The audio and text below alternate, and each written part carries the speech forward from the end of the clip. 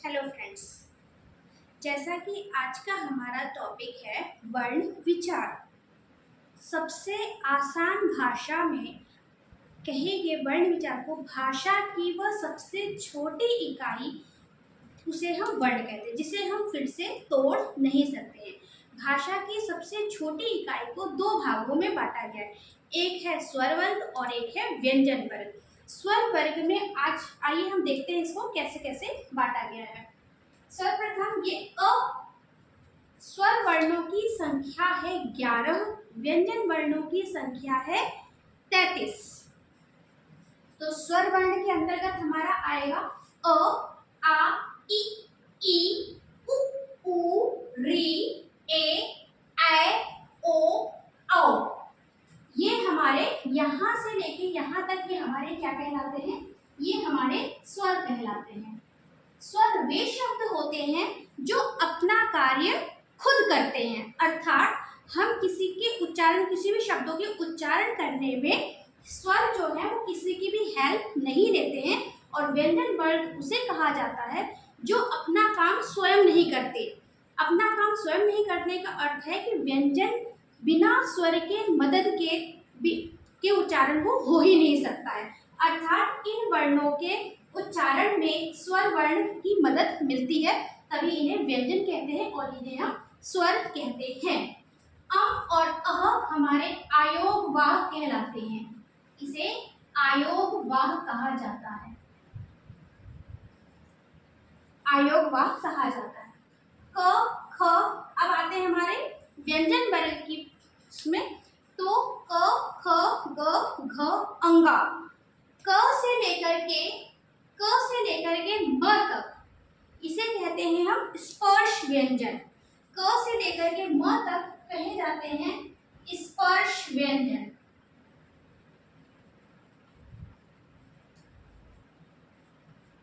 य से लेकर के व तक इसे कहा जाता है अंतस्थ व्यंजन। अभी मैं बताऊंगी कि इनको स्पर्श व्यंजन क्यों कहा जाता है। इसे कहा जाता है अंतस्थ व्यंजन,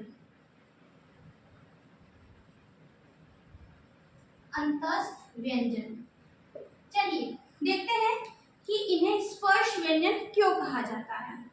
अर्थात जब हम क वर्ग कहते हैं, इस एक एक वर्ग में कितने वर्ण हैं? 5 वर्ण हैं। तो इस क वर्ग में क ख ग घ अंग। बोलिए आप, क ख ग घ अंग। जब आप इसको बोलते हैं, मेरे साथ दोहराइए, क ख ग घ अंगा। तो इसमें आप देखिए कि आपका जो आवाज कहाँ से आ रहा है, तो वो आवाज आ रहा है आपके कंठ से। कंठ से। अब आप यहाँ पर हाथ रख के आवाज निकालिए और बोलिए क ख ग घ अंगा। तो इसकी ध्वनि कहाँ से निकली? कंठ से। तो ये कहाँ पे टच हो रहा है? कंठ से आवाज आती है इसकी। उसी तरह अब आप दोहराइए, च छ ज झ इया। एक बार फिर से, च छ ज झ इया। अब आपकी जीभ कहाँ टच हुई? देखिए जरा फिर से, च छ ज झ इया। आपकी जीभ बार बार तालू पे टच हो रही है, तालू पे, तो अर्थात इसका उच्चारण स्थल क्या हुआ? तालू। अब बारी है ट थ ड ध अण। ट ठ ड ध अण। अब आप देखिए कि आपकी जीभ कहाँ गई? ट ठ ड ढ अण। यह बोलने में हमारी जीभ बार बार क्या हो रही है? ऐसे ट्विस्ट हो रही है, ट्विस्ट हो रही है, मुड़ रही है, जिसे कहा जाता है मूर्धा।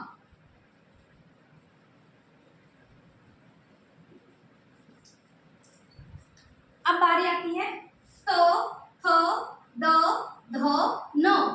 त थ द ध न। इसका उच्चारण स्थल कहाँ है? त थ द ध न। आपकी जीभ बार बार दांतों में टच हो रही है, तो इसीलिए इसको कहा जाएगा दंत या दंत में। मतलब इन व्यंजनों के प्रयोग बोलने में आपकी जीभ कहीं ना कहीं टच होती है, तो उसके अनुसार इन वर्णों का विभाजन कहाँ किया गया है। जैसे क वर्ग का कंठ, च वर्ग का तालु, त वर्ग की मूर्धा, त वर्ग का दंत। अब है प, फ, ब, भ, म। इसका उच्चारण स्थल है, इसका उच्चारण स्थल है प, फ, ब, भ, म। अब आप एक बार अपने मुंह को पकड़ के ट्राई करिए। क्या आप बोल पा रहे हैं इन अक्षरों को? बिल्कुल भी नहीं बोल पा रहे हैं। तो अर्थात इनका उच्चारण स्थल हुआ ओष्ठ। ओष्ठ। तो इस प्रकार इन व्यंजनों को बोलने में हमारी जीभ कहीं ना कहीं टच हुई तो इन्हें कहा जाएगा स्पर्श व्यंजन। य, र, ल, व। इसे अंतस्थ व्यंजन इसलिए कहा जाता है क्योंकि जब हम इसको बोलते हैं, आप ट्राई करिए, य ऐसे हाथ रख करके, य, र, ल, व। इसको जब बोल रहे हैं तो हमारी जो सांस है वो अंदर की ओर जा रही है, सांस हमारी अंदर की ओर जाती है, य, र, ल, व। तो इसीलिए हम अंतस्थ व्यंजन कहते हैं। श, श, स, ह। इनको बोलने के लिए अब ऐसे हाथ रख करके आप बोलिए श, स, स, ह।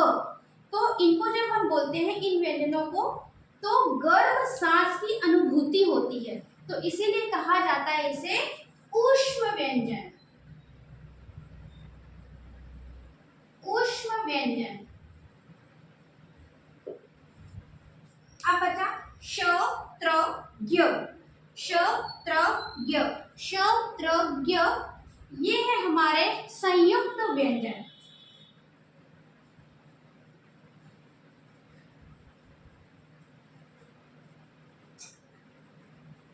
ये है हमारे संयुक्त व्यंजन। इस तरीके से ये हमारे व्यंजनों का स्वर वर्ग और व्यंजन वर्ग को अभी मैं आपको एक्सप्लेन करूंगी कि किस तरह से स्वर वर्ण है। स्वर वर्णों की संख्या कितनी है? स्वर वर्ण है हमारे 11, व्यंजन कितने हैं? 33। पर आपको पता है टोटल व्यंजनों की टोटल जो वर्ण है, तो कुल वर्णों की जो संख्या है वो है 52।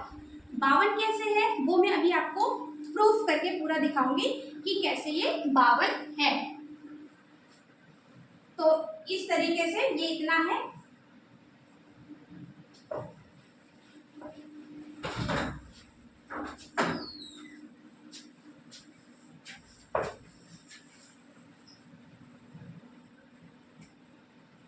स्वर वर्ग का भी फिर से उच्चारण किया गया, स्वर वर्ग का भी वितरण किया गया है। स्वर वर्ग के प्रकार हैं हमारे ह्रस्व स्वर, स्वर,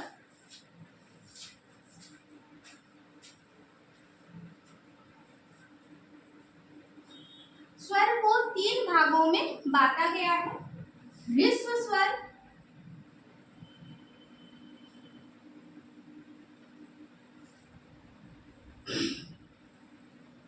दीर्घ स्वर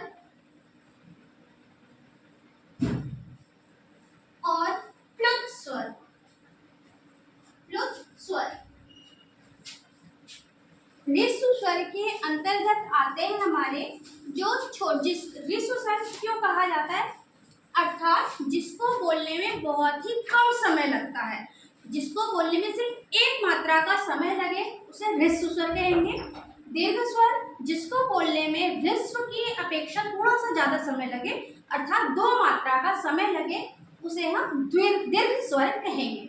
और प्लुत स्वर जो 3 मात्रा का समय लगे बोलने के लिए, तो इसे हम कह सकते हैं एक तरीके से इसे 1 मात्रा का समय लगता है बोलने में और इसे 2 मात्रा का समय लगता है, और इसका उच्चारण करने में हमें 3 मात्रा के जितना हमें समय लगता है। ह्रस्व स्वर के अंतर्गत हमारा आएगा अ, ह्रस्व है, आ, उससे अधिक समय लगा हमारा बोलने में, आ, ह्रस्व से ज्यादा, और इससे भी ज्यादा हमारा समय लगता है आ बोलने में। इस तरीके से, जिस तरीके से गांव में बोला जाता है ना, ये अ, आ ज्यादा समय लगा और आ तो इस तरीके से इसको बोलने में और अधिक समय लगता है। देन नेक्स्ट है ई। ई देन प्लूत में आएगा आपका ई।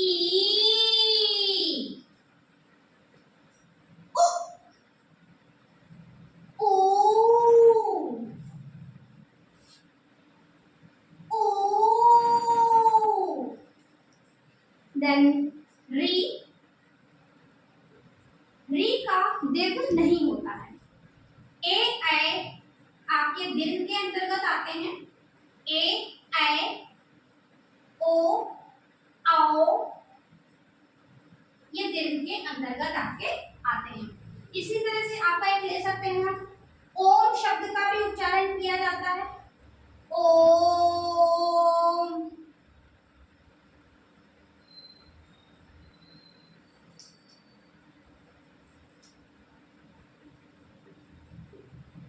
ओम इस तरीके से ये आपके प्लुत स्वर है। तो देखें तो इस तरीके से स्वर का विभाजन किया गया है। चलिए मैंने लास्ट में आपको कहा था कि मैं जो स्वर कुल वर्णों की जो संख्या है वो 52 है। तो वो मैं आपको बताती हूँ कि किस तरीके से कुल वर्ण 52 है।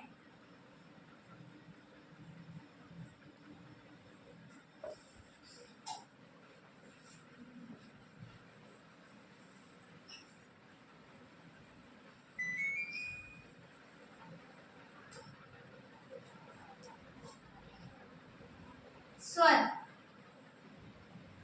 व्यंजन,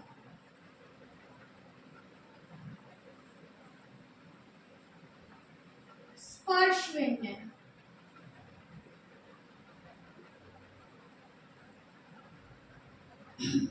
अंतस्थ व्यंजन,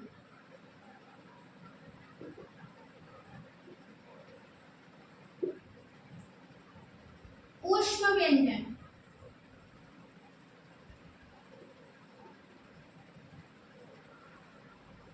संयुक्त व्यंजन,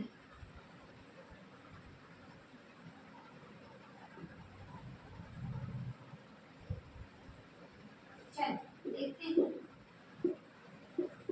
आयोगवाह,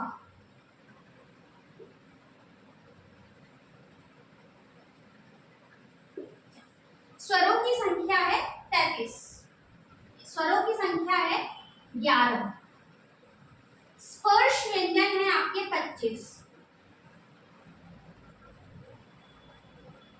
अंतस्थ व्यंजन है आपके 4, ऊष्म व्यंजन है 4, संयुक्त व्यंजन श, त्र, ज्ञ और साथ में श्रो ये आपका संयुक्त व्यंजन के अंतर्गत आता है। कौन कौन सा? छ, त्र, ज्ञ और श्रो ये आपके संयुक्त व्यंजन है 4, आयोगवाह 2।